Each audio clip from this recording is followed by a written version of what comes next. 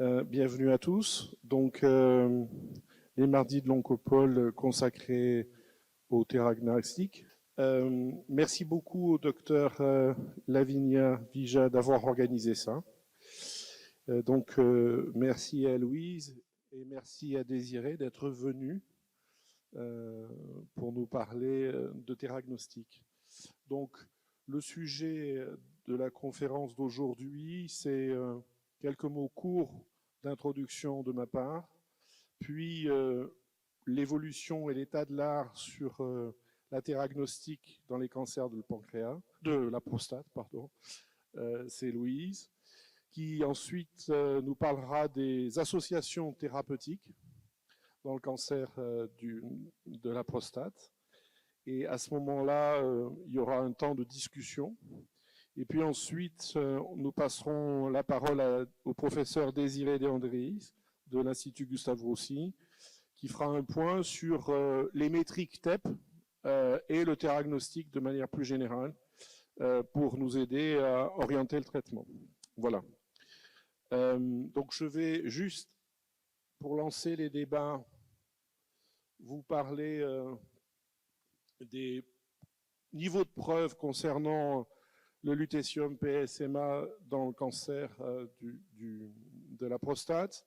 Donc brièvement, c'est peut-être pas la peine que je m'apesantisse sur la démarche théranostique, le lien entre la procédure diagnostique et la procédure thérapeutique, simplement pour mentionner que on est encore en réflexion sur les critères optimaux de sélection des patients et qu'on se pose également pas mal de questions sur l'utilité et la façon de faire de la dosimétrie pour essayer de personnaliser les traitements. Donc derrière cette chaîne méthodologique un peu compliquée se cache encore toute une série de réflexions et d'actes de recherche, l'utilisation de l'imagerie pour mieux sélectionner les malades, le volume métabolique, l'intelligence artificielle qui segmente, etc., etc. Et l'autre, cette imagerie métrologique de la dose, avec une idée de pouvoir un peu mieux personnaliser un traitement dont l'efficacité, in fine, repose sur la dose d'irradiation. Alors, loin de ceci, l'utilisation de la PSMA thérapie, alors quel que soit le vecteur PSMA 617 IT, en fait, c'est assez loin, ça remonte aux années 2016-2018, avec des publications de haut niveau scientifique, de JNM, de Lancet, et l'étude pivot, phase 3, investigateur principal Olivier Startor, l'essai Vision.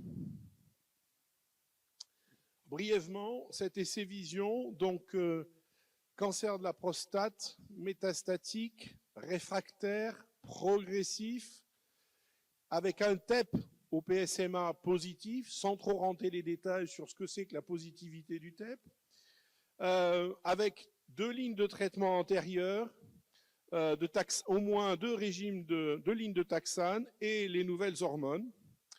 Bon état général, espérance de vie supérieure à 6 mois. Pas forcément des malades algiques. Randomisation 2 pour 1, donc lutathérapie plus best standard of care versus best standard of care. Je n'entrerai pas trop dans les détails de ce dit best standard of care. L'analyse principale, survie sans progression radiologique et survie globale. Donc 530 patients évaluables pour la survie globale, 347 pour la RPFS. Globalement, un gain en survie globale de 4 mois. Donc, l'ARIV, dans ce critère d'inclusion, montre une amélioration de la survie globale. Et l'ARIV montre une réduction significative du risque de progression radiologique ou de décès. Bon. On garde en tête qu'on avait eu des résultats tout aussi sexy pour les tumeurs endocrines avec des gains de survie à 3 mois, qui sont partis à 3 ans, qui sont partis à 5 ans, mais c'est encourageant. Et quand on pose la question à l'investigateur principal que vous voyez là, Ici, notre collègue responsable du groupe Rive, un collègue de Clermont-Ferrand et une collègue parisienne, à grand-chose ou presque. Parce que le design n'est pas terrible et cette phase 3 ne nous dit pas quels sont les critères de sélection idéaux. Elle ne nous dit pas quelle est la dose optimale ni quel est le bon schéma thérapeutique. Elle ne nous dit pas si ça vaut le coup de faire des retraitements, d'accord ? Et elle ne sait pas si l'association PSMA plus Best Standard of Care fait mieux que PSMA tout seul. Bref, elle dit qu'il faut faire de la recherche. Recherche tenant en compte l'hétérogénéité clonale. Je renvoie à cette publication fondamentale montrant que les clones des métastases de la prostate évoluent pour leur propre compte. Recherche sur l'imagerie, problème des maladies hétérogènes.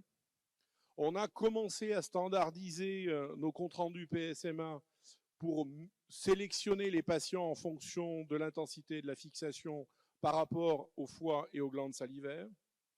Quelques études de phase 2 nous mettent à l'oreille que peut-être le volume métabolique FDG est un critère pronostique. On voit que pour un cutoff à 200 millilitres, eh ben, les gens qui ont un gros volume métabolique, un gros MTV, ont une réponse biologique moins bonne et une réponse en survie sans progression moins bonne, que ce soit à la chimio ou au lutécium PSMA. Et bien entendu, les patients qui ont une fixation intense au TEP diagnostic ont une meilleure réponse à l'ARIV avec des propositions de SUV, cutoff à 10 là. Alors, pour l'instant, notre positionnement, il est là, ce qui pose déjà des problèmes, mais on voit bien que le positionnement théorique de la lutécium thérapie peut aller de la dernière ligne à peut-être la première ligne, et il y a des essais en cours, seuls ou en association. Donc, une phase 3 intéressante, mais un gisement de questions et de recherche très important. Comment on sélectionne les malades ? L'imagerie, la biologie. Quelle stratégie thérapeutique ? Seul, en association, inhibiteur de PARP, hormones, azalutamine, on va en parler. Extension des indications, phase précoce. Et donc, vous avez ici, à titre d'information, les essais qui concernent la lutécium PSMA thérapie en phase métastatique hormonosensible, par exemple, en première ligne de phase métastatique résistante à la castration, et il y a aussi des essais en cours sur le traitement de la maladie locale. Une fierté, la France, j'allais dire à sa générosité, fait qu'on est le deuxième pays après les États-Unis en nombre de traitements. On dépasse les 1000 patients à l'heure actuelle. Donc, en gros, sans attendre la négociation finale d'un prix, la France permet d'offrir à nos patients ce médicament-là. Plus de 1000 malades ont été traités à ce jour et nous plancherons à l'ESMO les résultats sur les 700 premiers patients. Donc, je ne déflore pas le sujet, mais simplement pour montrer qu'il ne faut pas rougir dans notre système. Et dans cette situation-là, je conclus en remerciant l'ensemble de l'équipe de médecine nucléaire du service, parce que pour passer de 0 PSMA à plusieurs centaines par an, il va falloir que toute l'équipe de médecine nucléaire, radiopharmacie, physique, médecin, manip, infirmière, secrétaire, mouille la chemise. C'est un défi collectif pour la discipline au niveau national et pour notre établissement de manière pratico-pratique. Voilà, je termine et je laisse la parole maintenant à Louise. Donc je clôt ça, vous me dites ? Ouais. Louise, c'est à toi. The treatment. And I really just going to go over clinical predictors of response to PSMA-targeted therapy, screening imaging biomarkers. I want to have a look at interim response biomarkers, which I think is a really exciting field, and how we put all that together. Because at this stage, it's very much a lot of information that's growing, and we're learning a lot. So this is a very nice neonogram that was published in Lancet Oncology, looking at clinical predictors for treatment response to lutetium PSMA by Gafida et al. In 2021. And then when we look at using clinical features to try and identify who's going to respond to therapy, a lot of these are really more prognostic. So a short time since diagnosis, whether or not a patient has had chemotherapy, and where the metastases are, whether they're pelvic or bony, are often an indication of just how aggressive the disease itself is. We're certainly not going to use whether a patient's failed chemotherapy to decide whether or not a patient will have treatment. One of the important things, I think, in this predictive biomarker nomogram is liver metastases. Liver metastases is definitely a clinical risk factor for treatment failure on lutetium PSMA. But the others, I think, they might indicate a patient's going to fail early, but it wouldn't really help you decide whether or not you're going to treat that patient. So what can we use to identify whether a patient will respond or not respond well to lutetium PSMA therapy at the moment? So this is a slide from my good friend Michael Hoffman from the therapy trial. And in the therapy trial, we had a very complex method of using both FDG and PSMA to identify whether a patient should come onto the trial. As a result, it had a 28% imaging screening failure, and all patients who had FDG positive PSMA negative disease were actually excluded from the study. But the question is, should we be using both PSMA and FDG for screening, and is that actually valuable?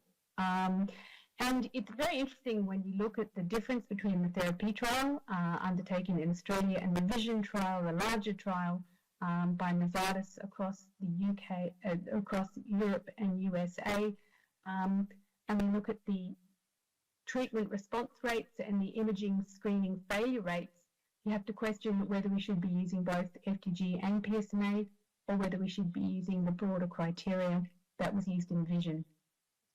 So VISION just required one lesion above liver, and it did look at mismatch on the CT scan, but had a much lower screening failure rate than therapy. So 13% compared to 28% screening failure rate in therapy. So we're much stricter in our criteria in deciding who should be treated with the therapy trial. As a result of that, we actually got a much higher PSA 50% response rate, 66% with the therapy trial compared to just 46% on the VISION trial. So we definitely got deeper responses on the therapy trial, but we didn't get longer responses. So if you look at radiographic progression-free survival between VISION and therapy, they were very similar. And overall survival was also very similar between the two trials. So we did get deeper responses, but not longer responses by using quite strict screening criteria. So what cutoff we should use, I think, is very much in the air. Perhaps it shouldn't be as strict as therapy, but also with VISION trial, there are a lot of patients who don't actually have a treatment response. And I think this is a lot of work that needs to happen for us to determine exactly what screening criteria we should use. One thing I think both trials can agree on is that SUV mean is extremely useful in predicting whether a patient will or will not respond to lutetium PSMA. So this is a very nice piece of work that was done by James Buteau and Michael Hoffman that was published in Lancet Oncology earlier this year. And it looked at a screening cutoff of SUV mean greater than or less than 10, or FDG volume of greater than 200 mils. For prognostic and predictive capability. And I think one of the most important findings from this is the value of SUV mean in predicting whether or not a patient will respond to lutetium PSMA on the screening PSMA PET. So what it found is in the highest quartile of SUV mean, 89% of those patients actually had a treatment response for a 50% reduction in PSA. In the lowest quartile of SUV mean, with an SUV mean of less than 6.9, only 29% of those patients had a significant treatment response, or a reduction in PSA of greater than 50% with lutetium PSMA therapy. In fact, in that lowest quartile, patients who had cabazitaxel chemotherapy on the other arm of the trial actually did better than patients who were treated with lutetium PSMA. I find that quite useful. And when I'm talking to patients as to whether they're going to benefit from lutetium PSMA, or whether they should instead have chemotherapy, I often tell them about this and recommend, if they've got very low SUV means, that they have an alternative treatment if it's available. The VISION trial found a very similar thing. They looked at SUV mean in quartiles and looked at both radiographic progression-free survival and overall survival. They found using quartiles of SUV mean a very similar outcome. So radiographic progression-free survival was much higher in those patients who had a high SUV mean compared to those patients who had low SUV mean. And just looking at the overall survival, you can see the difference between those patients in the highest quartile of SUV mean and all the others. So when you look at overall survival, it actually becomes much less significant than radiographic progression-free survival. There's not the same spread of the Kaplan-Meier curves. And what we can say is patients who have a very high SUV mean will do very well with lutetium PSMA therapy. We can't say so much for those patients who are in the bottom 3 quartiles. All of this requires total body quantitation, which is something that's really not available very much yet, certainly not in my institution or in other institutions around the world. And what we really need to do is to get the companies, the camera companies, to come with us in developing automated quantitation so we can derive biomarkers like SUV mean when we're looking to enroll our patients. But screening imaging is only one part of the puzzle. When we're looking at whether a patient will respond or not, we have the SUV mean, but then we have this entire other side of things, which is radiation sensitivity. So when we're looking at the imaging and trying to decide whether a patient is going to respond to lutetium PSMA or not, we don't know whether that patient has a radiation-sensitive clone, we don't know what their genetics are, and we don't know what we should look for to identify whether a patient is radiation-sensitive or not. This is something I think we need to do a lot of work on in the future so we can accurately put our patients onto lutetium PSMA alone, to an alternative therapy if they have radiation-resistant disease, or potentially to combination therapy, which might help overcome any radiation resistance they might have. Another way of identifying whether a patient is going to respond is to use early response biomarkers. And one of those is very simple, it's PSA. So whether a patient responds or not to lutetium PSMA can be seen with the 6-week PSA.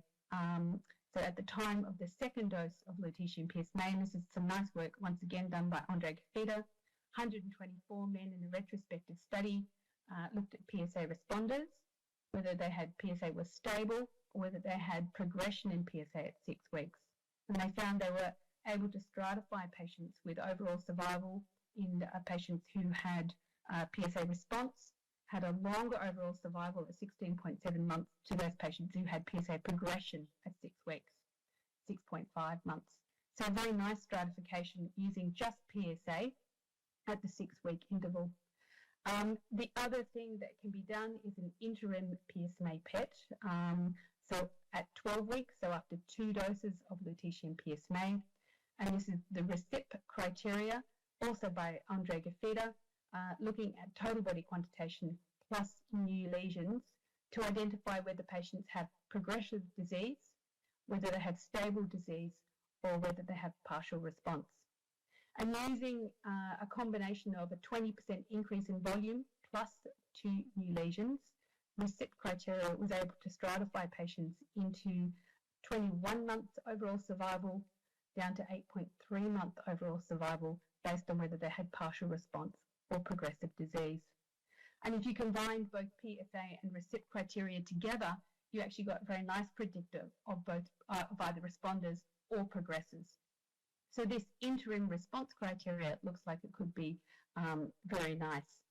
We also looked at this within a prospective trial at St Vincent's Hospital, the Lupin trial, which was a combination trial of lutetium PSMA plus a radiation sensitizer in 56 men.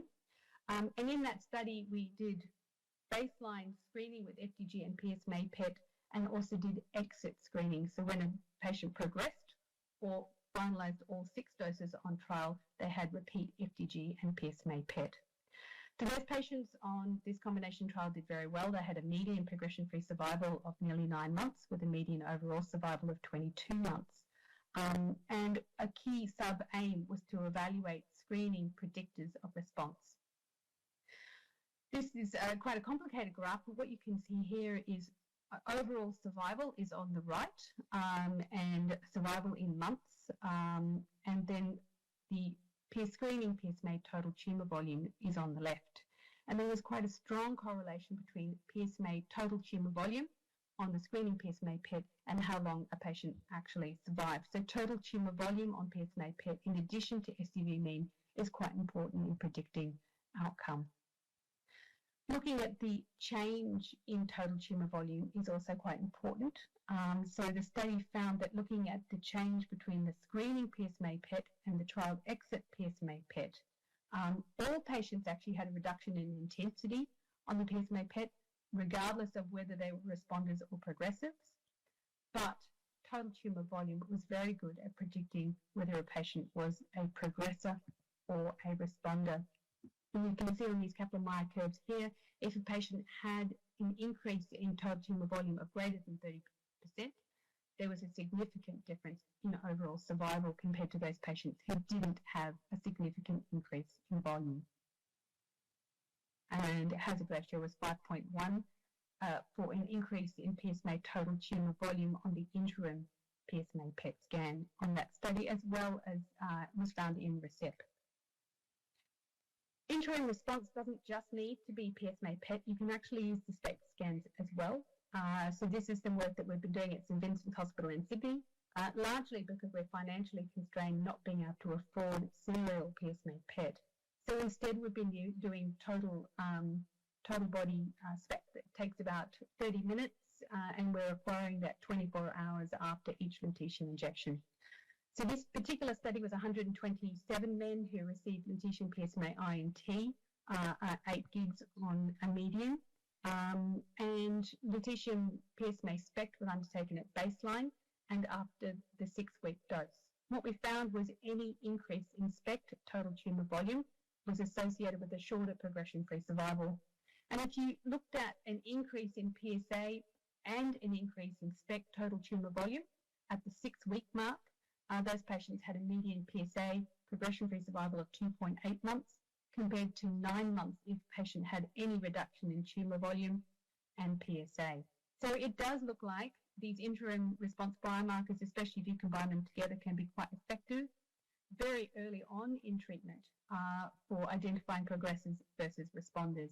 And this is what the SPECT looks like. You've got this patient is a responder. Between A and B, you can see a marked reduction in volume on the SPECT. The patient in the middle is also a responder, but it's quite difficult to tell on the SPECT, and quantitation is really required to be able to identify that. And this patient in E and F is obviously a patient with marked progressive disease. We've used this to actually help us guide treatment in our clinical work at St Vincent's. And in fact, we tell patients that we'll identify their tumour dog type after the second dose. And we use the SPECT tumour volume plus the PSA response at 6 weeks to identify patients who are excellent responders. If these patients have a marked reduction in both total tumour volume on the SPECT plus the PSA, we actually cease treatment after the second dose and then recommence at first PSA rise. Moderate responders are patients who've had, like this middle patient here, they've got a reduction in tumour volume, but they still have a significant volume left after dose 2. The PSA has gone down, but it's not gone down dramatically. Those patients continue to have treatment 6 weekly until no longer clinically benefiting. And limited responders are patients who've got a marked increase in tumour volume plus an increase in PSA at the 6-week mark.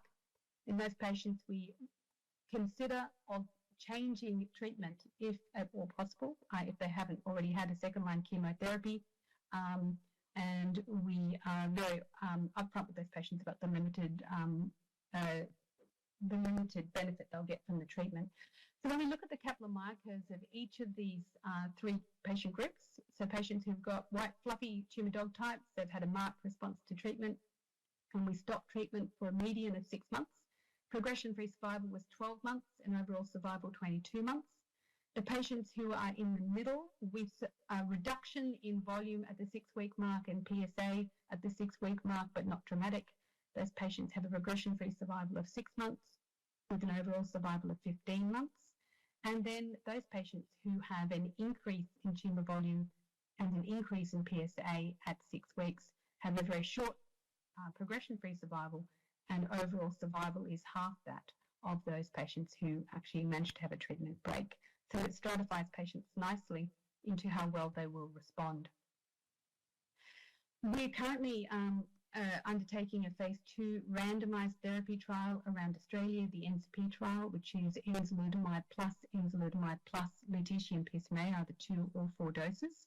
And a big part of that trial is looking to see whether we can use PSMA and FDG PET for both screening predictive biomarkers and interim response biomarkers for enzalutamide and for enzalutamide plus lutetium PSMA. We're also getting a lot of information on SPECT. So we're doing 6 PSMA PET scans per patient in this study with the aim of getting a lot of information on predictive biomarkers at baseline, looking at PSMA PET as an early response biomarker, either at day 15 and at day 92.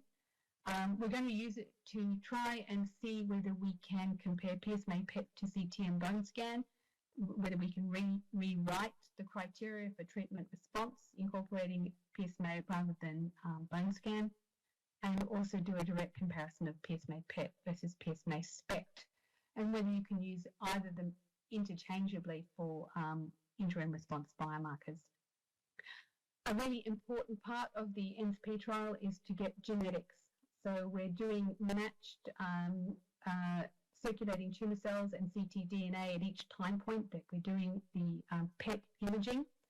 And hopefully we'll be able to answer some of the questions about radiation resistance and sensitivity that we really don't have much of a handle on at the moment, so we can guide how better to treat these patients. And this is just some of the SPECT data that we're getting from these patients. We have harmonised SPECT at all of the sites so that we can use it also to evaluate for treatment response. So in summary, clinical biomarkers are more prognostic than predictive, except for liver metastases, which I think is in a different category. Patients do poorly if they've got liver metastases with lutetium PSMA. On screening, PSMA PET, both SUV mean and total tumour volume are valuable in predicting response to lutetium PSMA. But the baseline imaging is not enough, and we do in the future need a lot more information on radiation resistance and sensitivity, and I think that will come through genetic information. Composite interim response biomarkers, particularly using PSA and PSMA receptors together, I think will be very useful in helping guide treatment. And we should really be looking at more combination treatments with PSMA PET.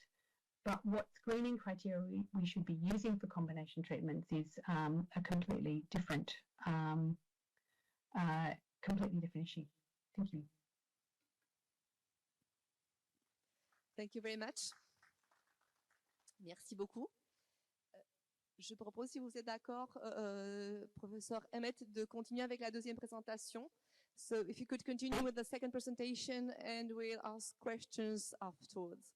Thank you very much. Okay, I can do that. I just need to stop sharing, I think, and then share for the second one.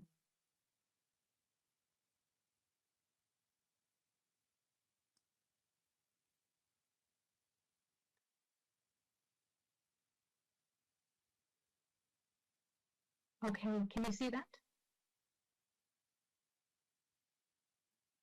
Oui, c'est bon. Yeah. Okay.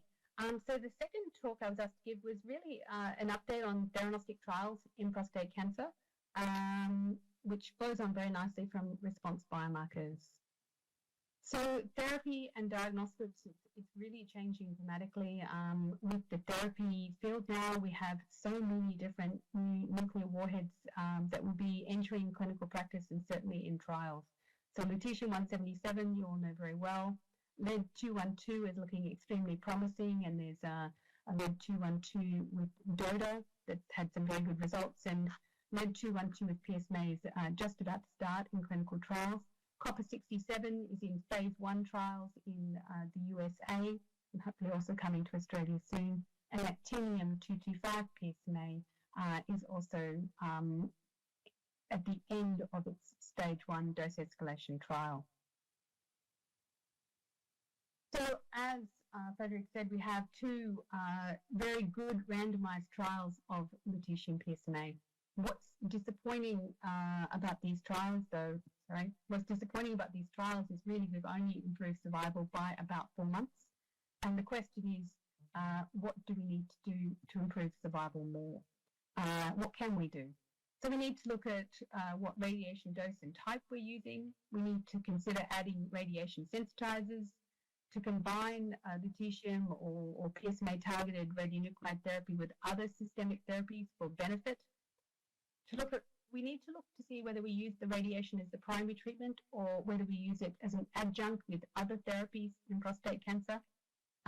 We've talked about the effective use of predictive, prognostic, and interim response biomarkers and whether we should remove treatment earlier.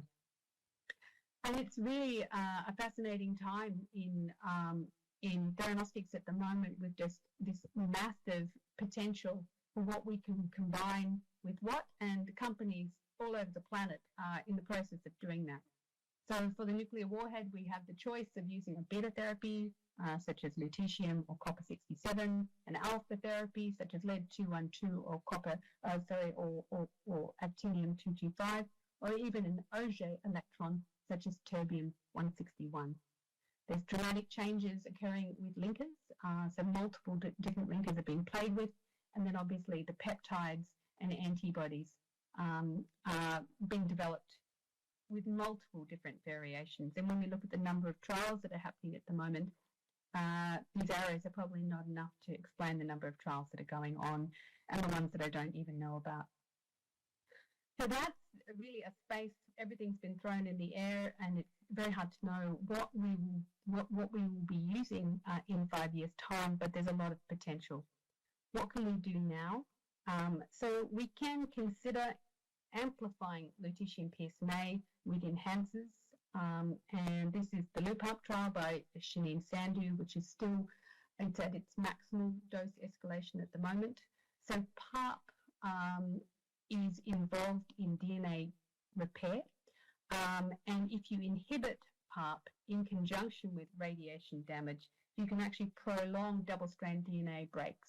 And that's been shown very nicely in this work by Murray and Dijon's team, Nunnekens et al., where they combined the lutetium DOTA with a PARP inhibitor and showed prolongation of DNA damage, double-stranded DNA damage. So the loop-up trial is actually a phase 1 dose escalation trial of olaparib, a PARP inhibitor with lutetium PSMA, 6 doses, 6 weekly.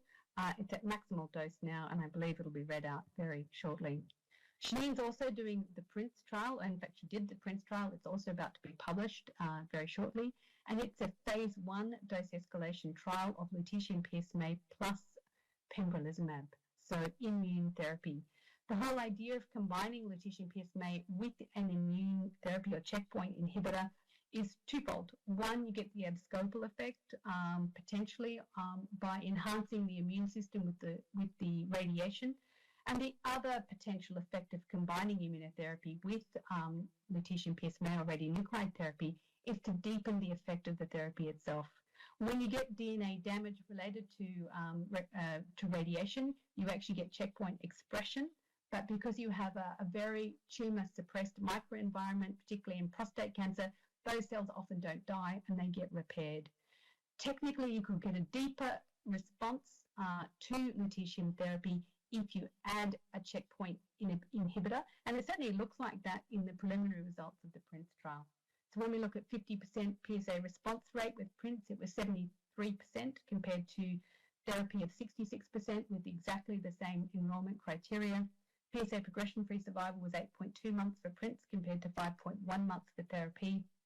And radiographic progression-free survival was also longer at 11.2 months compared to 8.5 months for therapy. So very promising, but once again, just a phase 1 trial, only 37 patients, so definitely needs to be looked at in more detail. So based on those promising results, Shanine then went on and in conjunction with ANZUP in Australia has been doing a multi-site randomized trial of lutetium PSMA versus lutetium PSMA plus ipilimumab and nivolumab, which technically should be better than she found in the PRINCE trial. There have been significant problems with toxicity with this trial in the combination arm, and enrollment has actually been paused at 94 out of 100 patients because of a death from myocarditis in the combination arm. So it'll be very interesting to see whether the treatment responses are worth the toxicity. The other thing we're doing in this trial, which I personally am really excited about, is that we're doing SPECT total tumour imaging harmonised across all the sites, which will allow us to look at poor treatment response. So what else can we do? We can look at combining lutetium or PSMA-targeted radionuclide therapy with other effective systemic therapies to gain synergistic benefit. So we have the therapy trial with the results that we discussed before, with a 66% PSA response rate, but not an improvement in overall survival compared to cabazitaxel chemotherapy. So in fact, when you look at survival of lutetium PSMA on its own, in the therapy trial, it was 19.1 months compared to 19.6 months overall survival with cabazitaxel. So no statistical difference between the two. How do we actually improve things? It's interesting when you compare therapy and vision, and we've discussed this a little bit, and some very nice work has been done by a statistician in Australia who modelled the two trials to find that when you overlay the overall survival curves from vision and therapy, they are identical. So the major difference was the comparator, which was standard of care excluding chemotherapy in the vision trial, and therapy was cabazitaxel. But what's really interesting is the patients who were on the vision trial were actually slightly more advanced than the patients on therapy. So in vision trial, 38% of them had already had cabazitaxel chemotherapy, and in the vision trial, only 13% of them were excluded because of screening criteria. So the question is, why did patients on the vision trial do just as well as patients on the therapy trial? Personally, I think that is because of the way the vision trial was designed. So vision trial wasn't just lutetium PSMA on its own. It was lutetium PSMA plus standard of care.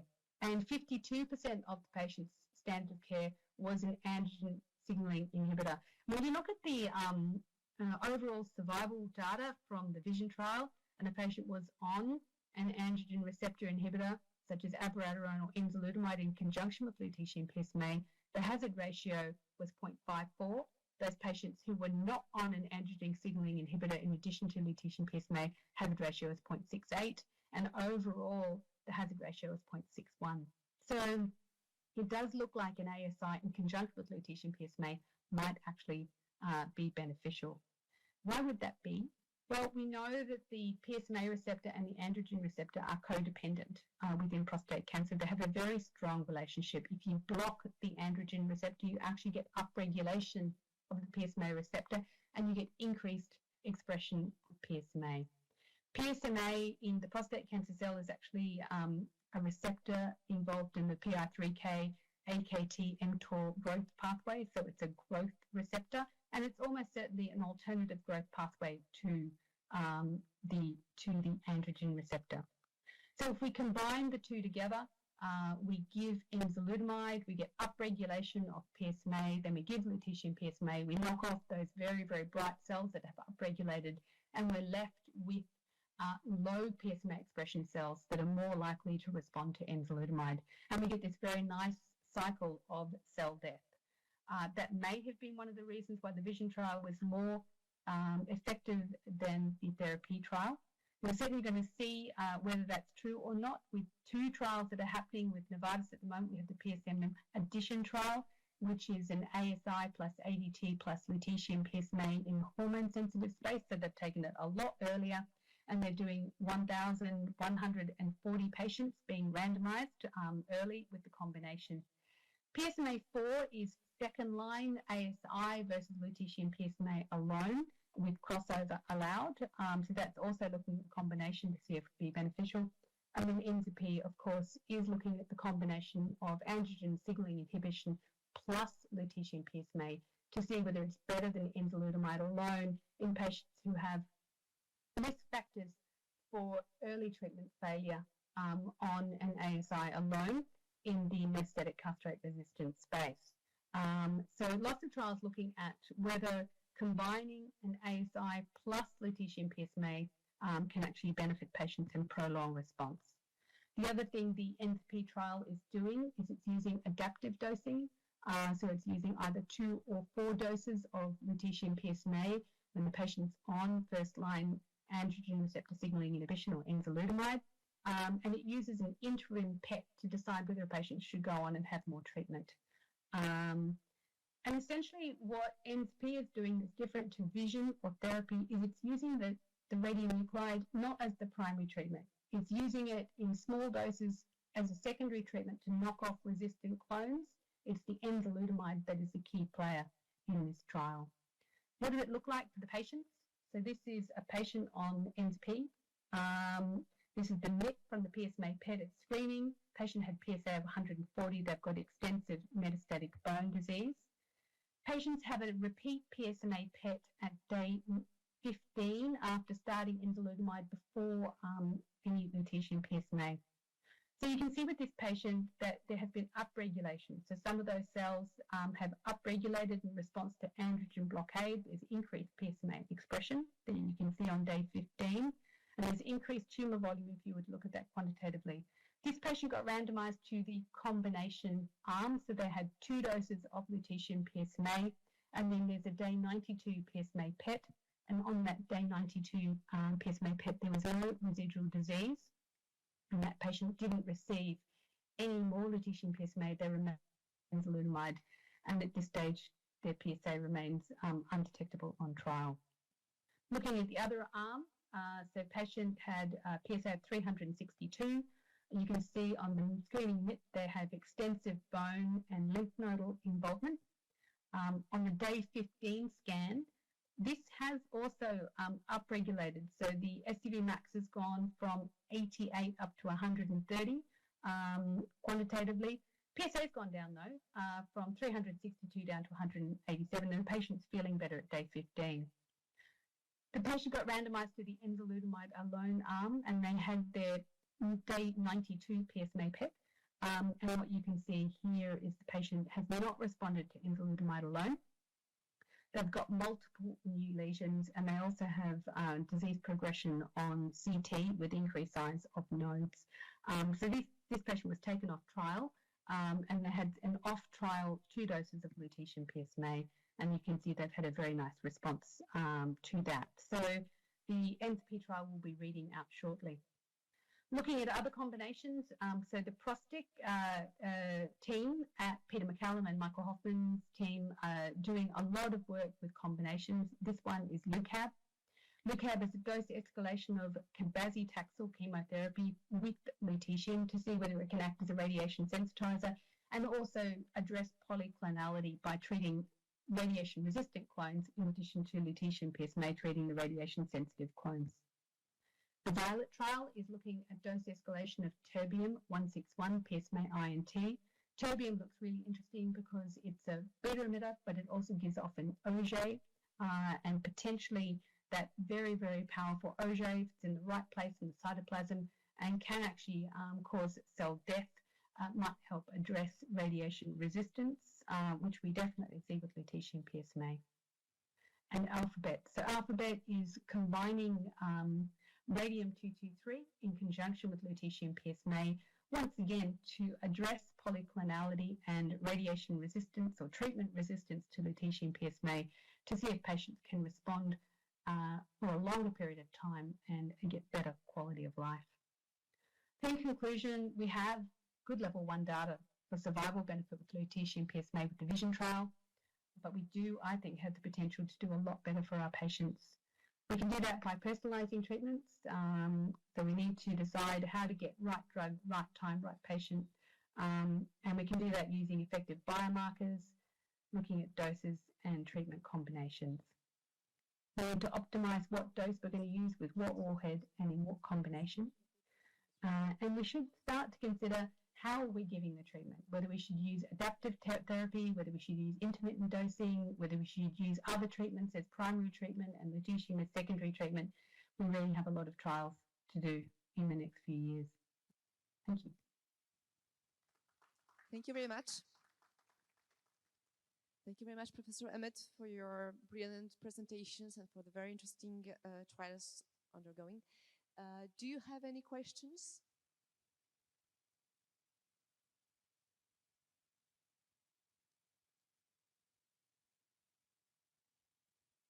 Thank you once again.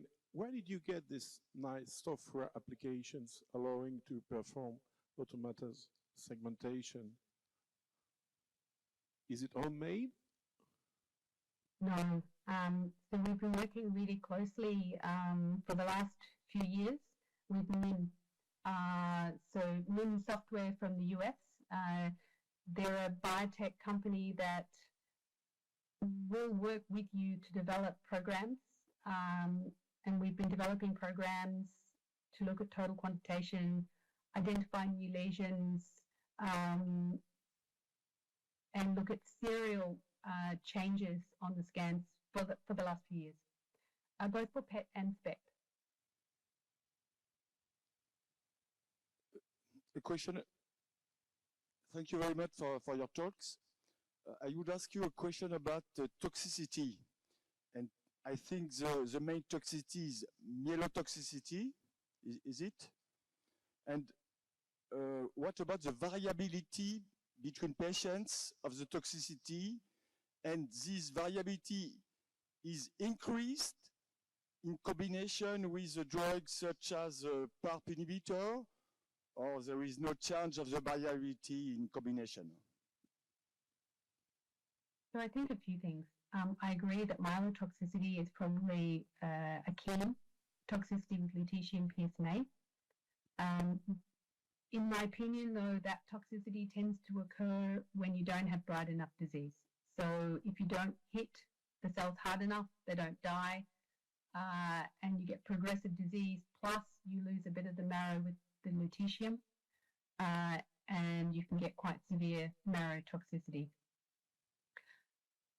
We give quite high doses to patients who have borderline marrow function in order to try and get some of the marrow back. So we don't reduce dose if a patient has marrow compromise. We actually increase it. So I think a lot of the toxicity we see with lutetium PSMA is actually progressive marrow failure due to progressive disease. If we can't control the progressive disease, we can't control the marrow failure. We have done the dose escalation of the PARP inhibitor with lutetium PSMA as a radiation sensitizer. We haven't seen any increased toxicity in marrow related to that. And we did do another trial, the infant trial, which was lutetium PSMA plus idrinoxil, which is another radiation sensitizer. We saw no increase in marrow toxicity with that. So I do think we can safely combine radiation sensitizers with lutetium PSMA without, at this stage, too much toxicity or evidence of myelotoxicity. Yes, I had a question. Thank you for your beautiful presentation. I was just wondering, in your day-to-day practice, how you evaluate the efficiency of your treatment, which criteria you use. So do you use RECIP criteria? Do you evaluate qualitatively, PPP criteria? How do you do it in your daily practice? And what? So I don't use PPP. PPP has never been validated. RECIP has been tested in one database and has never been validated in another database. So they're both good ideas, but I don't think they're ready for clinical use. So we're all left to our own devices when it comes to what we should use for criteria. We definitely use SPECT, and we look for increased volume and new lesions, and we use PSA. We don't use the PSA before the second dose, so we use PSA after the second dose. If we have a rising PSA and we have new lesions and increasing volume on a SPECT scan, we consider this to be disease progression. Whether we take a patient off for disease progression will actually depend on what other treatments they have available. If they have good other treatments available, like cabazitaxel chemotherapy, we'll strongly recommend they move to another treatment. If they have nothing available, then that's a discussion we have with the oncologist and with the patient. Sometimes mild progression is better than no treatment at all. But we need to develop criteria. We need to validate RECIP if that's what we're going to do. We need to validate PPP if that's what we're going to do, and we need to do it in prospective trials. Thank you.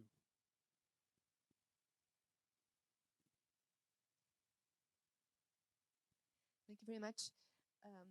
For patients that were included in the RECIP trial in combination with olaparib, did this patient had bone marrow biopsies in order to check on the degree of bone marrow infiltration of tumoral cells or not? You mean in Lupin trial? Sorry, Yes. you mean in LUPARP trial? LUPARP The trials. olaparib plus lutetium PSMA trial? In LUPARP trial.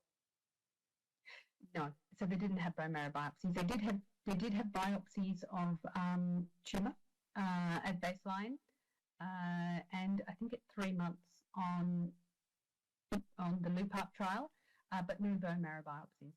So those patients had to have marrow, reasonable marrow to come onto the trial. It was one of the criteria. They had to have platelets of greater than 80. They had to have a hemoglobin of greater than 80 to get onto the trial, but they didn't have marrow biopsy. Thank you. How do you manage toxicities? Grade 2 to 3 platelet toxicities. So there have been none on LUPARP. No grade 3 toxicities that I'm aware of on LUPARP. With grade 3 toxicity for platelets, to tell the truth, it's very seldom we get a grade 3 toxicity with platelets related to lutetium PSMA without progressive disease. If a patient's got grade 3 toxicity due to progressive disease, we'll take them off treatment. If they don't, and I think it's very rare that they have good treatment response with grade 3 toxicity in platelets, then we would wait for the platelets to come up. I haven't ever transfused a patient with platelets. Thank you very much. And if you allow me another question and the last questions, because we need to move on to the next presentation.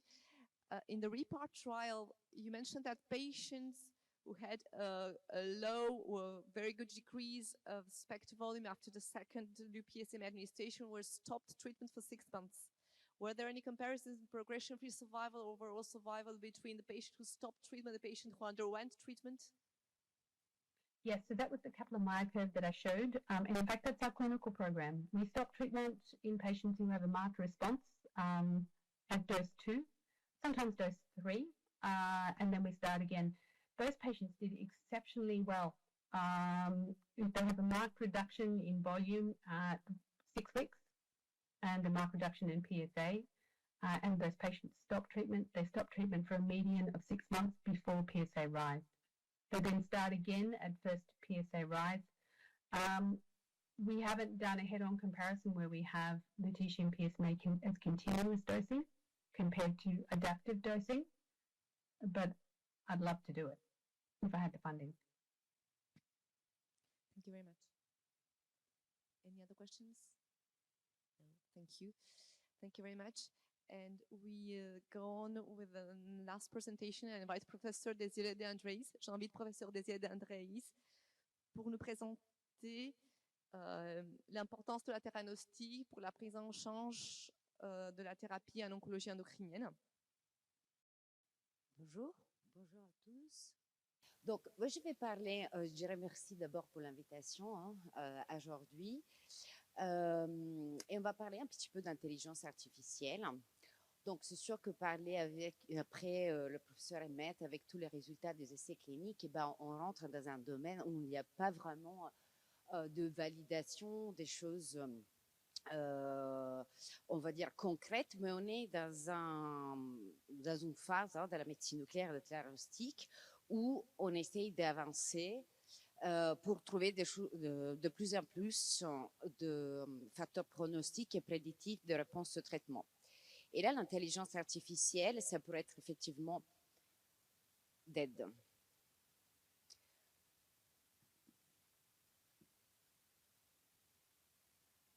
Je suis moins prostatologue que le professeur Emmett, donc je parlerai un petit peu de tumeurs neuroendocrines quand même, et de cancer de la thyroïde.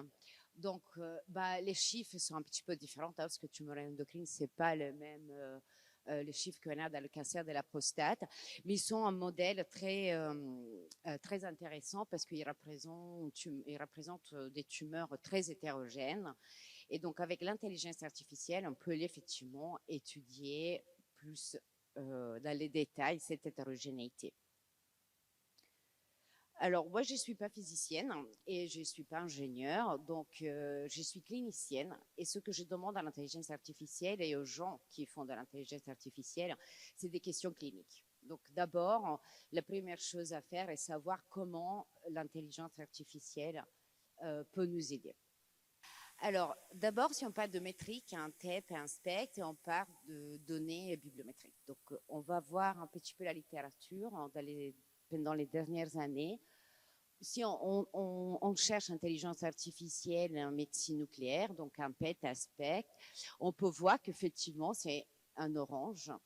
On a pendant les dernières années, un grand intérêt à publier sur l'intelligence artificielle en médecine nucléaire. Et en bleu, vous voyez, c'est les publications en radiologie. Alors, la radiologie est arrivée avant la médecine nucléaire. Pourquoi? Parce que d'abord, la radiologie a tout de suite donné beaucoup de data et des données à l'intelligence artificielle, parce que pour faire de l'intelligence artificielle, il faut des chiffres, des méthodes plus standardisées, qui est la TEP et la SPECT. Et après, les plateformes aussi de partage d'images, effectivement, sont nées en premier lieu en radiologie plutôt qu'en médecine nucléaire. Donc, on est dans une phase où la médecine nucléaire rentre dans le monde de l'intelligence artificielle maintenant. Après, il faut savoir qu'il y a plusieurs niveaux d'intelligence artificielle. Donc, il y a une intelligence artificielle qui peut nous aider dans une phase plutôt technique, donc d'analyse d'images. C'est ce qu'on a vu sur le volume tumoral, par exemple, la capacité de détecter beaucoup de lésions. Donc, faire une segmentation, identifier et caractériser, par exemple, l'apparition de nouvelles localisations par rapport à l'examen d'avant, ou faire des acquisitions beaucoup plus rapides pour le patient. C'est bien aussi travailler à ce sujet. On a après une deuxième phase de l'intelligence artificielle, c'est plutôt la capacité d'extraire des paramètres, c'est la radiomique, qui ne sont pas visibles à l'œil humain, et donc aller comprendre des caractéristiques spécifiques des lésions qu'on ne pourrait pas faire avec l'analyse visuelle ou semi-quantitatif simple. Après, on a l'intelligence artificielle plutôt statistique, ceci dit, et c'est l'intelligence artificielle qui nous permet d'analyser des données. Donc, on a beaucoup de données, d'imagerie, clinique, etc. Et avec des systèmes d'intelligence artificielle, on peut les appeler de différentes manières. Il y a plusieurs méthodes, donc je n'entre pas dans les détails, mais on va créer des modèles prédictifs et pronostiques. Donc, le deuxième message, c'est qu'on peut utiliser l'intelligence artificielle pour plusieurs choses. Il faut savoir d'abord qu'est-ce qu'on cherche. Et après, on a les applications cliniques. Alors ici, c'est deux revues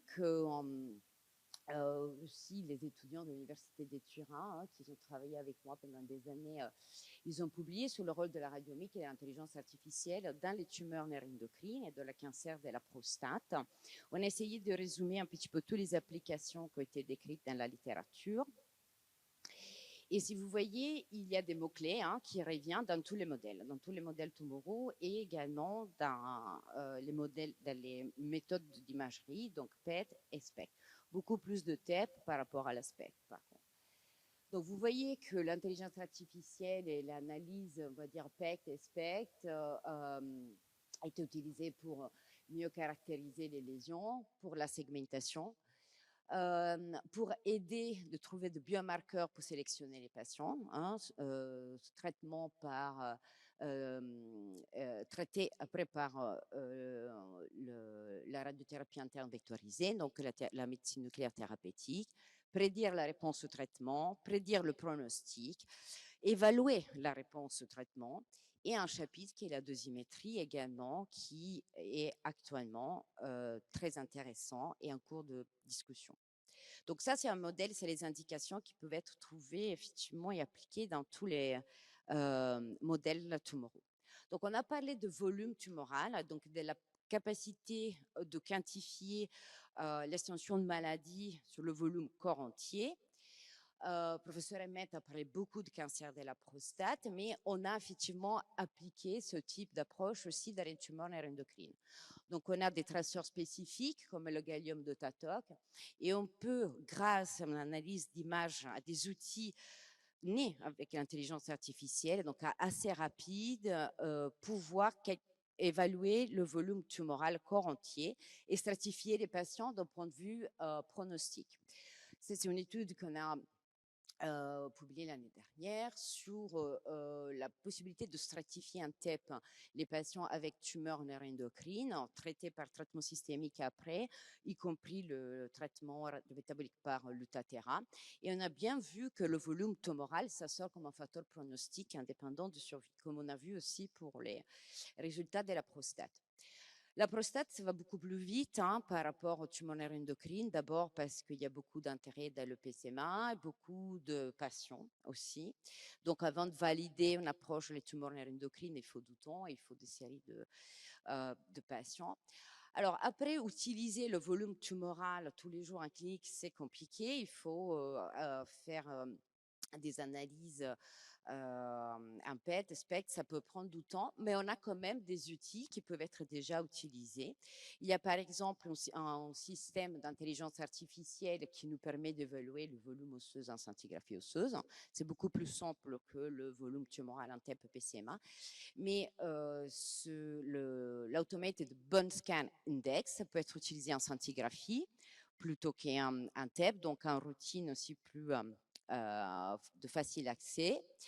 Et ça, c'était un paramètre qui était validé sur centaines de patients dans une analyse secondaire d'un essai de phase 3 thérapeutique chez des patients avec cancer de la prostate résistant à la castration, à utiliser dans les essais cliniques, mais aussi de simple utilisation en routine. Donc, la possibilité de stratifier les patients sur le volume tumoral de la maladie osseuse d'un point de vue pronostic.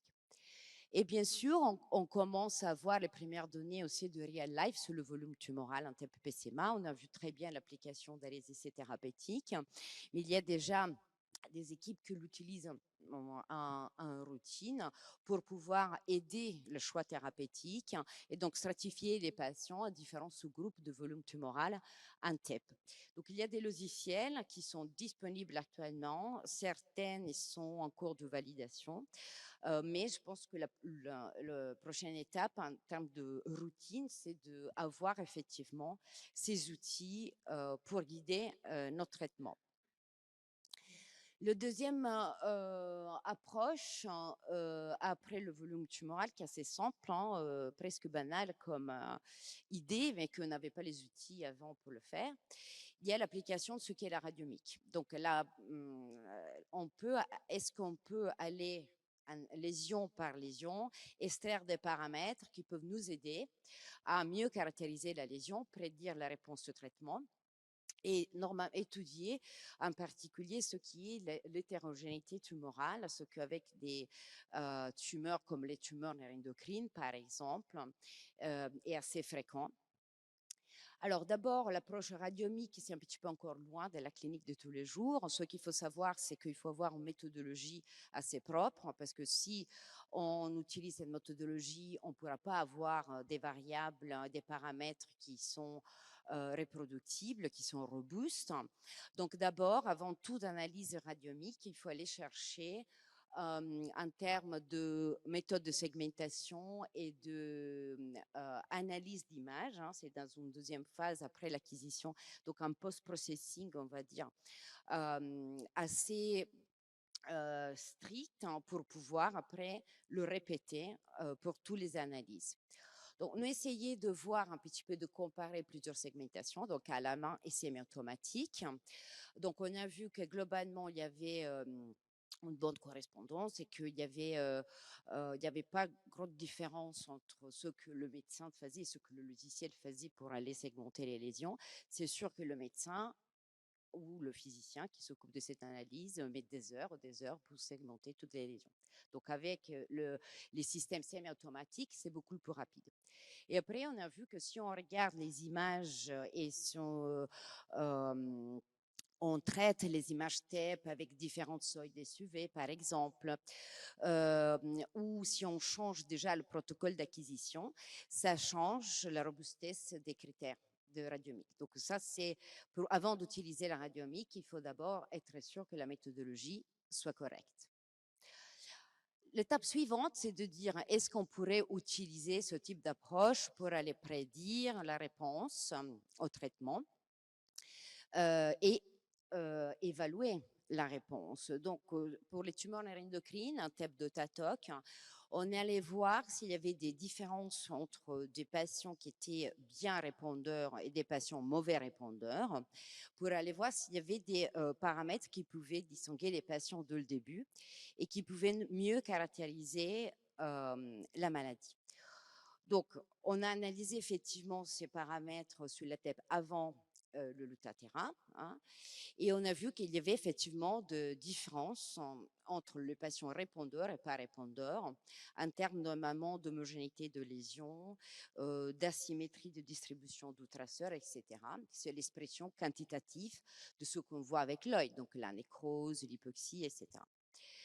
Et on a vu aussi qu'il y avait une variation de ces paramètres après le traitement assez différente parmi les patients répondeurs et pas répondeurs. Donc ça, c'était une étude un petit peu préliminaire et on l'a intégré après dans beaucoup plus de patients, beaucoup plus de lésions. Et on a appliqué l'intelligence artificielle en plusieurs étapes. Donc, on a plus de patients traités par l'Utaterra, ils ont fait un TEP avant et après le traitement. On a fait une analyse radiomique sur toutes les lésions avant et après le traitement.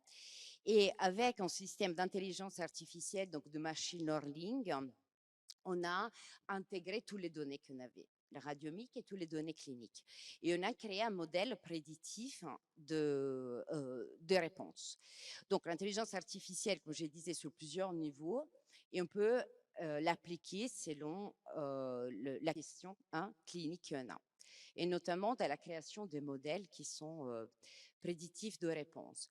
Donc, on a vu qu'il y avait certaines caractéristiques des lésions qui étaient plus utiles pour prédire la réponse, qui étaient plus significatives et plus performantes que les SUV, par exemple, et que on a intégré ces critères avec des critères cliniques comme le grade et des autres paramètres comme l'histologie, le KI67, on a vu effectivement que le modèle combiné était très performant pour prédire la réponse au lutatéra.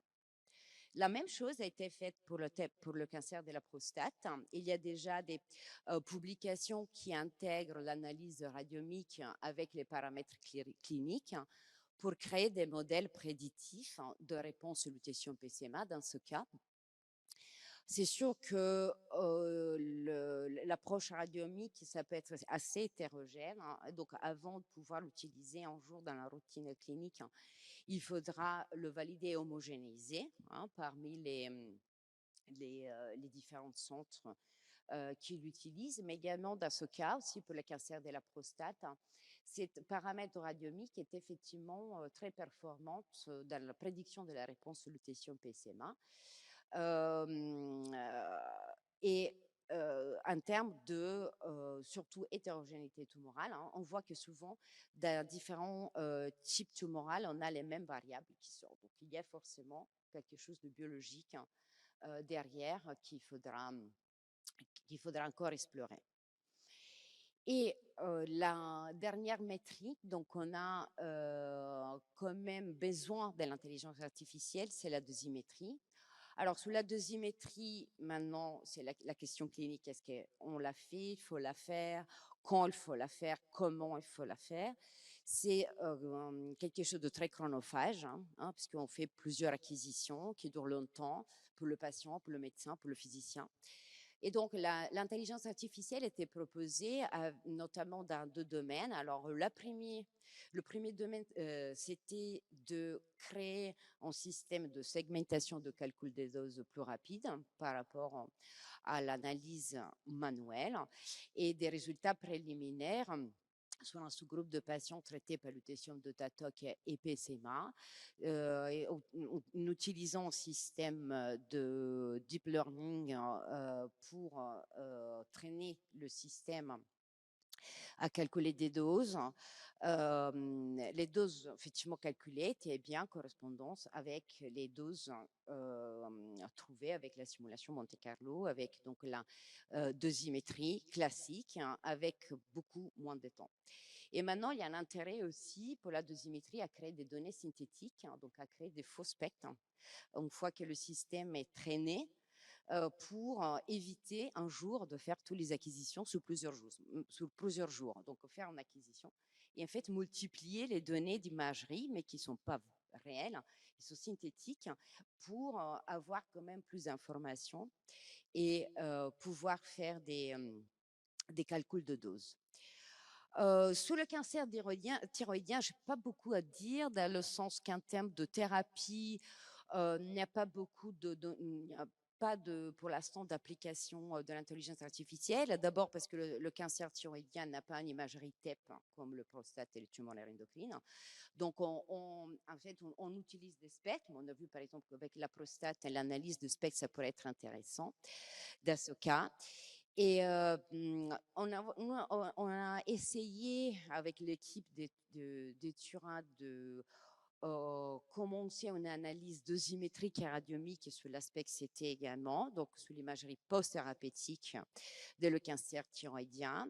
Alors, c'est vrai que l'aspect en termes de résolution, c'est pas comme la TEP, mais avec les nouvelles machines et l'intelligence artificielle, on pourra améliorer l'extraction de paramètres prédictifs, mais c'est un travail tout à fait encore en cours. Dans le cancer de la thyroïde, l'intelligence artificielle est plutôt utilisée dans l'échographie cervicale pour étudier les caractéristiques des nodules thyroïdiens. Donc, vraiment très peu en médecine nucléaire. Donc, c'est un travail très préliminaire, mais qui est actuellement en cours, en associant voilà, plusieurs éléments. Ce qu'on a fait et qui va être, j'espère, bientôt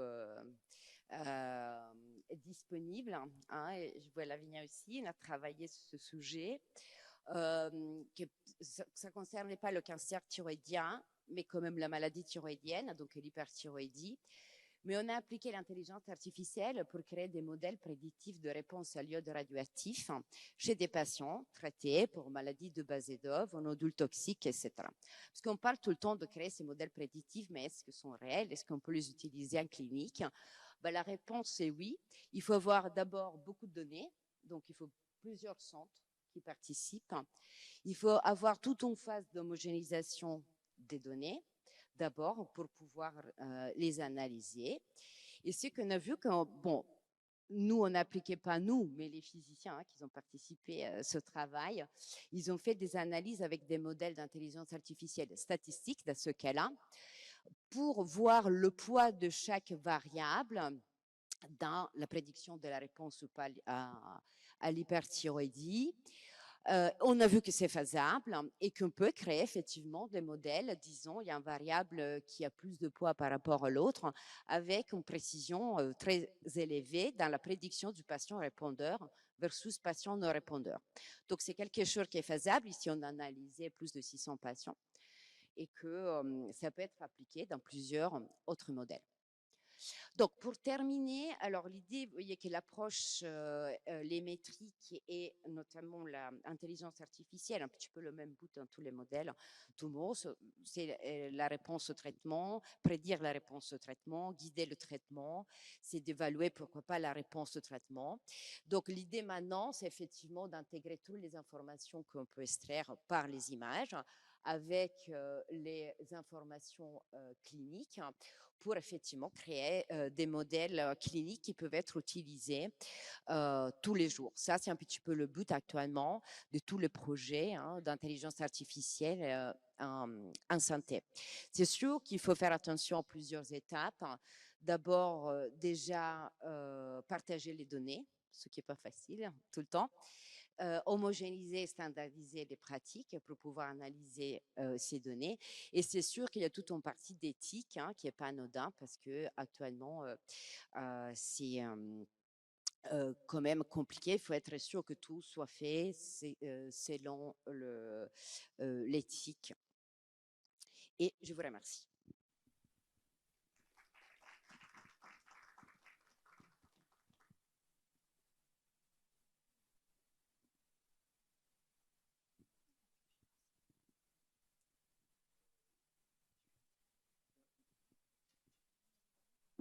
Vraiment, avec la techno. Bien, merci beaucoup Désiré. Est-ce qu'il y a des questions? Question une fois. Ah, deux. Question deux fois. Deux questions. Laurence, puis Marie.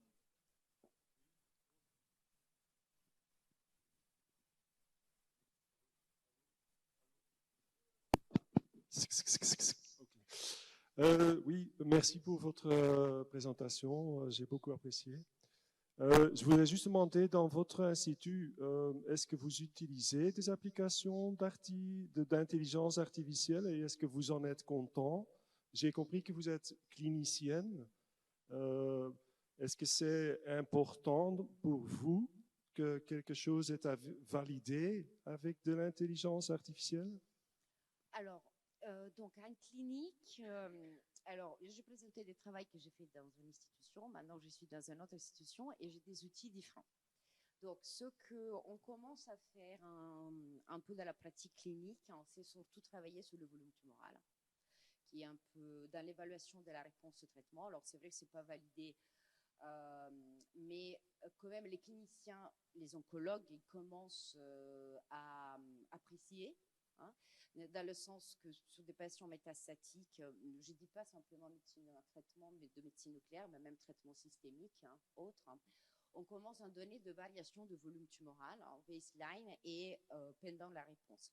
Et souvent, on fait on exprime en pourcentage, on ne dit pas vraiment des données en centimètres cubes, etc., parce que bon, c'est... et à niveau clinique, les oncologues ils commencent à regarder aussi cet aspect un peu de dire, parce que je pense que tous les médecins nucléaires peuvent dire que quand on fait un compte rendu, souvent on dit stabilité de la fixation, par contre augmentation de l'extension de la fixation ou diminution, mais en fait on la quantifie pas. Et donc ça c'est une première étape clinique base, à mon avis, qui commence à être intéressant. La deuxième application d'intelligence artificielle, c'est dans la segmentation de lésions. Et si je veux prendre des cibles, donc simplement décrire les SUV et prendre 4-5 cibles pour évaluer la réponse, on a des outils qui permettent de segmenter toutes les lésions, en TEP, en FDG, par exemple, même en FDG, mais aussi au Dotatoc, etc. Et nous, on peut choisir la lésion qu'on veut analyser.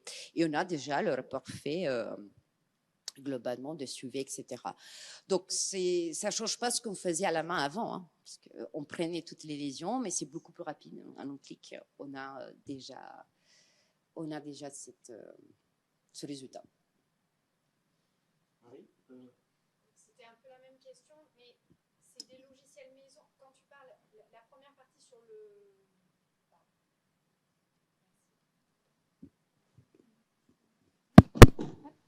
Merci. C'était un petit peu la même question. Sur volume tumoral global, tu utilises un logiciel d'un indépendant ou tu utilises celui d'un... Alors, on a utilisé les deux, Ouais. dans le sens où on peut faire des logiciels, c'est dit in-house, semi-automatiques, mais il faut des ingénieurs qui travaillent sur ça. On a des logiciels, alors pour les analyses bases comme le volume tumoral et quelques paramètres des radiomiques, il y a des logiciels open source qui peuvent être utilisés. Là, je pense que tous les industriels, je pense qu'on va voir aussi au Congrès européen, ils sont avec tous les résultats sur le PCMA, etc. Ils sont en train de développer tous des logiciels. Ouais, parce que moi, ce que j'ai vu, si tu veux, des premiers logiciels, ça marche pas quand même super bien. Tu as beaucoup de choses à contrôler sur toutes les lésions, en fait. Alors, il y a des startups aussi qui ont proposé des systèmes de segmentation basés sur l'intelligence artificielle. Alors, la spécificité, c'est pas à 100%. À l'inverse, ça veut dire qu'on a le risque qu'il y a des organes sains et des fixations physiologiques qui sont segmentées. Il y a une sur le volume, partie contrôle du médecin qui est quand même assez longue, je pense, pour le moment. Ouais. Mais... Donc l'intelligence artificielle, c'est très utile pour améliorer notre travail, c'est-à-dire pour l'accélérer surtout. Mais l'œil humain, c'est toujours... Et la dernière chose, quand tu parles de prendre de lésions cibles, un peu comme si tu faisais du persiste ou des trucs comme ça de façon automatique, c'est pareil, c'est les logiciels des industriels dont tu parles, genre PET-VCAR, des trucs comme ça, ou tu as autre chose? Oui, normalement, en routine, on utilise les logiciels. Mais le problème, c'est qu'ils ne sont pas encore validés et reproductibles si on change de logiciel. Donc, à la maison, on fait quand même par rapport au baseline, donc sur les images qu'on a fait sur la même machine, chez nous, un petit peu une variation du volume. Et donc, on commence maintenant dans la pratique clinique à les utiliser. Merci. Merci. Pour l'analyse radiomique des lésions pour les TNE, vous avez pris une seule lésion cible et qui visuellement semblait la plus hétérogène ou la plus représentative pour le patient, ou c'était fait sur plusieurs lésions? Non, plusieurs lésions par patient et après moyenne de valeur par patient. Et vous avez moyenné les valeurs par patient? Oui. Et après, on a essayé de faire une analyse un peu séparée, par exemple, lésions hépatiques isolées, pas forcément liées au patient. Mais là, c'était plus compliqué parce que pour les tumeurs endocrines, malheureusement, on a pancréas, digestive, iléon, plutôt que ça. Donc, bon, c'était pas une analyse très propre. Mais c'est vrai qu'il faut séparer un peu les choses entre différents sites primitifs de tumeurs, sites parce que le foie, souvent beaucoup plus hétérogène par rapport à l'os, par rapport aux délocalisations ganglionnaires, etc. Donc, il y a encore beaucoup de choses à faire. Merci. J'ai une question. Tu travailles maintenant à l'Institut Gustave Roussy. Tu as travaillé à New York. Ces établissements, selon toi, ont-ils mis en place dans leurs établissements des unités de stockage de l'ensemble des données, imagerie, biologie? Est-ce que, par exemple, à l'IGR, où tu es maintenant, l'IGR a une politique de gestion informatique des données pour la recherche clinique, imagerie et biologie, hein? Alors, sur la biologie, beaucoup plus en ce moment. On a un essai, par exemple, on a des essais thérapeutiques en cours, mais même pour tous les patients métastatiques, également les patients qui sont traités par thérapie interne vectorisée, ils ont biopsié sur leur métastase. Donc, on fait après de la biopsie liquide chez tous les patients et donc tout le matériel biologique est stocké. Alors, sous l'imagerie, je dois dire qu'il faut encore travailler parce que pour avoir des plateformes effectivement d'images, surtout médecine nucléaire et scanner et radiologique, c'est compliqué. c'est compliqué. Et surtout, après, pouvoir accéder à toutes les images avec des logiciels, faire des analyses, etc. Il y a toute une politique un peu de sécurité d'accès aux images qui est assez contraignante de temps en temps pour pouvoir utiliser les images librement. J'ai bien compris. Tous les nouveaux patients que vous traitez en RIV ont une biopsie liquide? Alors, normalement, on essaie de biopsier tout le monde. Tumeur endocrine, oui. Tumeur endocrine, prostate, mais les métastatiques, oui. Le tumoral circulant, ctDNA, qu'est-ce que vous Oui, c'est surtout le ctDNA, ouais. Le profil génétique.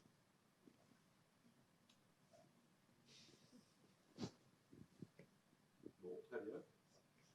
Il n'y a pas de questions virtuelles? Bon. Bah, écoutez, il me reste plus d'abord qu'à te remercier beaucoup d'être venu, pas de si loin, c'est moins que l'Australie, mais c'est quand même pas mal. Merci à Louise, je ne sais pas si elle est toujours en ligne. Quelle heure il est en Australie? 22h. 22h, il ne faut pas se coucher. Merci à tout le monde d'être là. Je ne sais pas si les dias seront disponibles. Ok, donc on pourra récupérer. Et en vidéo, on peut se refaire les sessions le soir à la veillée de Noël.